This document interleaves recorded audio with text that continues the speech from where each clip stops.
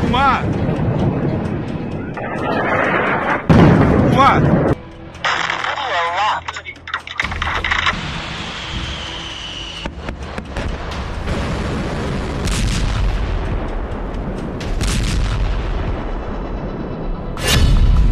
रूस ने नाटो पर ड्रोन बमों से भयानक हमला किया।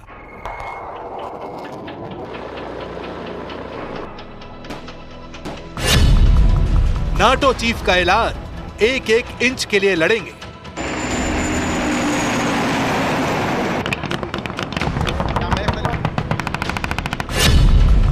पुतिन की धमकी, पूरा यूरोप बना यूक्रेन।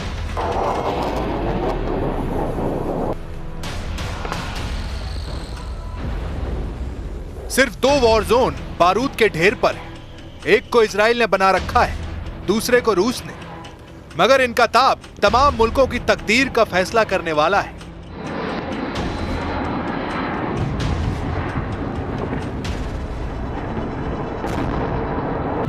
कि बारूद की जगह अब एटमी हथियारों के इस्तेमाल का सिग्नल मिलने लगा है। आसमानी कैमरे में कैद हुई तस्वीरों ने सुपर पावर के खिलाफ बने एटमी चक्रव्यूह की तस्दीक कर दी है। यह सैटेलाइट तस्वीर पेंटागन में 100 दफा देखी गई है। ट्रंप ने भी इन तस्वीरों की डिटेल मांगी है, क्योंकि अमेरिका के लिए यह तीसरा एटमी खतरा बताया जा रहा है। ईरान रूस के बाद अमेरिका को सबसे कट्टर दुश्मन परमाणु प्रलय की टेंशन दी है।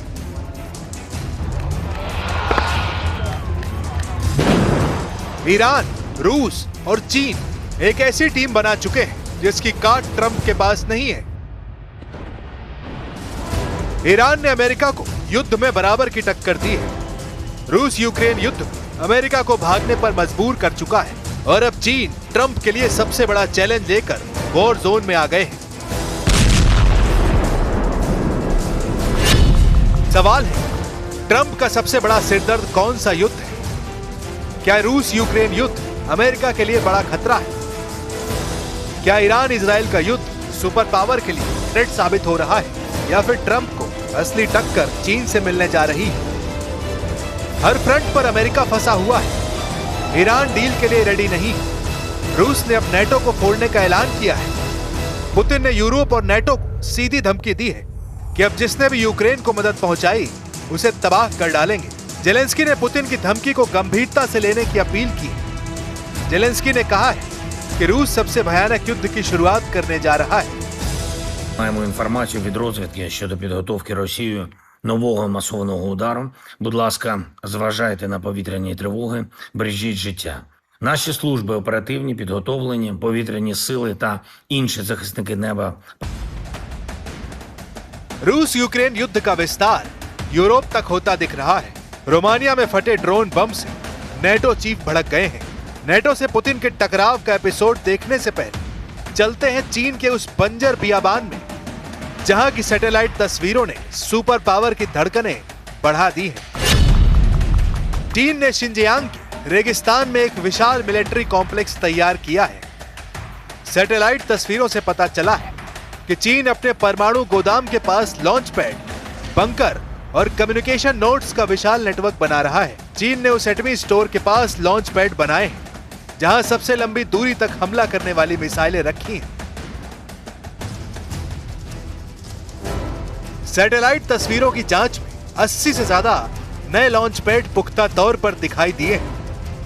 अचानक चीन के बढ़ते मिसाइल लॉन्चर और एयर डिफेंस बैटरी के बेड़े किसके लिए खतरा है, क्या समझना मुश्किल है। रॉयटर्स के मुताबिक सैटेलाइट तस्वीरों में ऐसी सुविधाएं भी दिखाई देती हैं जिनसे इलेक्ट्रॉनिक युद्ध, सैटेलाइट कम्युनिकेशन और कमांड ऑपरेशंस में चीन सर्वशक्तिमान साबित हो सकता है। ड्रैगन का रेगिस्तान में बना यह इंफ्रास्ट्रक्चर 8 भुजाओं वाले 2 ढांचे पर आधारित है। इन्हें पिछले 6 साल में पूर्वी शिनजियांग प्रांत में बनाया गया है।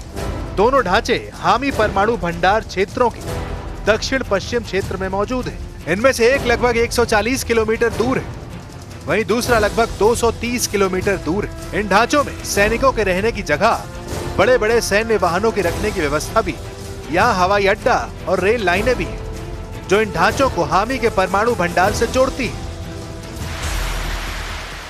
चीन ने ताइवान को कब्जे में लेने की धमकी हाल ही में दी है।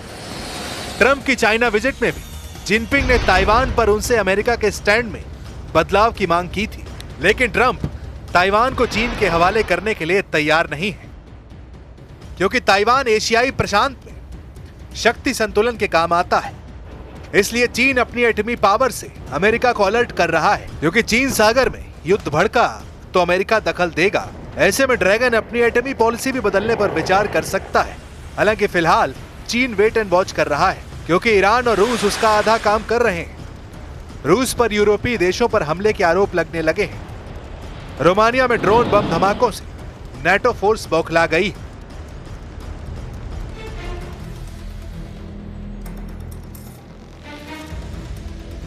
रोमानिया के दक्षिण पूर्वी शहर गलाती में रिहायशी अपार्टमेंट पर रूस से दागा गया ड्रोन फटा है। ड्रोन धमाके में 2 नागरिक घायल हो गए हैं।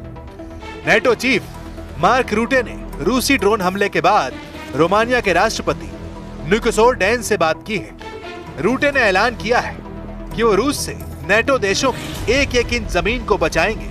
रोमानिया में ड्रोन स्ट्राइक के बाद यूरोप की महाशक्तियां हरकत में आ गई हैं। जर्मनी ब्रिटेन में इमरजेंसी मीटिंग चल रही है। रूस से युद्ध में बाल्टिक देशों ने ओल्ड एज आर्मी को भी उतारने की शुरुआत कर दी।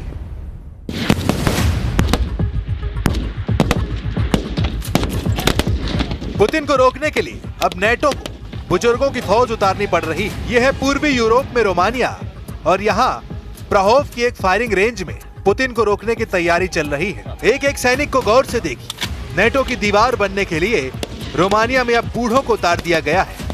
पुतिन के युद्ध को काबू में करने के लिए रोमानिया की फौज हैरान कर रही है।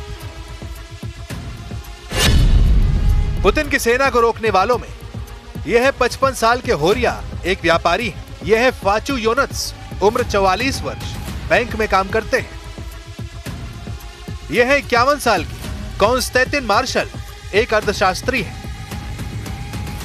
ऐसी पूरी बटालियन तैयार हो रही है। पूर्वी यूरोप का देश रोमानिया नेटो का सदस्य है और पोलैंड के साथ उस पर भी रूस वाला खतरा बहुत तेजी से मंडरा रहा है।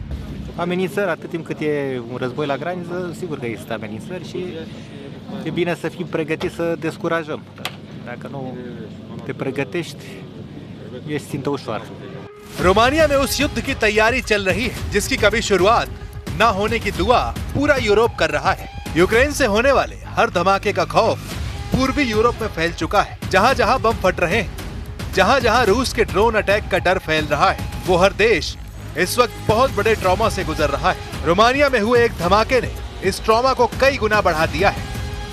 रोमानिया की 2 करोड़ की आबादी बहुत ज्यादा तनाव में आ चुकी है। 17 अक्टूबर को हुए इस धमाके की वजह को लेकर पूरा रोमानिया परेशान है, क्योंकि शुरू में लगा कि ये कोई ड्रोन अटैक है, लेकिन अब तक वजह साफ न होने से कई तरह की बातें सामने आ रही हैं। इसी डर का हिस्सा है कि रोमानिया ने अब अपने बूढ़े लोगों की फौज तैयार करनी शुरू कर दी। सबको एक राइफल थमाई और शुरू कर दी गई निशानेबाजी की practice.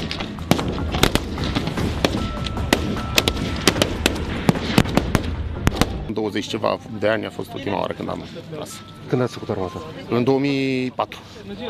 Vremea lungă care a trecut de la ultimele conflagrații mondiale în care au fost implicate mai multe state, e posibil ca oamenii să mai uite cât de rău poate să cât de mult rău poate să producă un război. Sperăm să nu ne confruntăm cu așa. Romania ने 2007 सैन्य service अनिवार्य करने वाला system 2007 में खत्म कर दिया था, लेकिन 18 साल बाद अब पुतिन के गुस्से ने पूरे यूरोप का ब्लड प्रेशर संकट में पहुंचा दिया है। रूस और यूक्रेन युद्ध के खतरे ने यूरोप को कैसे डराया हुआ है, इसके कुछ आंकड़े आपको हैरान कर देंगे। पोलैंड ने अपनी रिजर्व फोर्स 5 लाख तक बढ़ाने का फैसला किया है।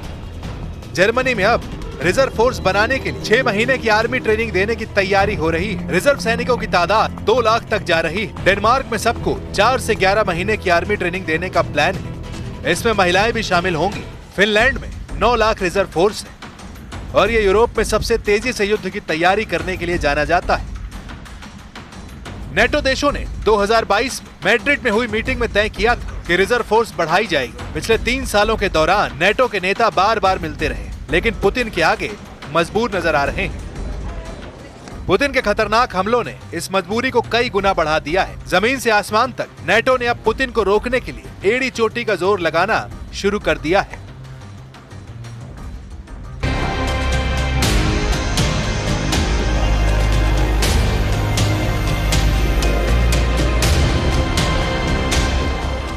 नेटो के जेट अब पुतिन को डराने की लगातार कोशिश कर रहे हैं। नेटो के फाइटर जेट रूस को उसकी हद बताना चाहते हैं। ये फाइटर जेट दावा कर रहे हैं कि नेटो के आसमान में पुतिन की घुसपैठ का मतलब होगा तीसरा विश्व युद्ध। नेटो सोच रहा है कि पुतिन घबरा जाएंगे। नेटो के दिलो दिमाग पर सिर्फ और सिर्फ पुतिन को बैकफुट पर रखने का जुनून, लेकिन क्या इन पैतरों से यूरोप की सरहद से दूर रहेंगे पुतिन? क्योंकि रूस के बॉर्डर पर गूंज रही नेटो के विमानों की गड़गड़ाहट अब मॉस्को तक गूंज रही है। नेटो की एयरफोर्स बता रही कि वो पुतिन की चौखट पर पहुंच चुकी और अब रूस की खैर नहीं। लेकिन डोनाल्ड ट्रंप के रूखे रवैये ने जेलेंस्की के साथ साथ नेटो के होश उड़ा दिए हैं। व्हाइट हाउस में जेलेंस्की से मिलने के बाद ट्रंप ने एक तरह से कह दिया है कि पुतिन को रोकना अब उनके बस की बात नहीं है।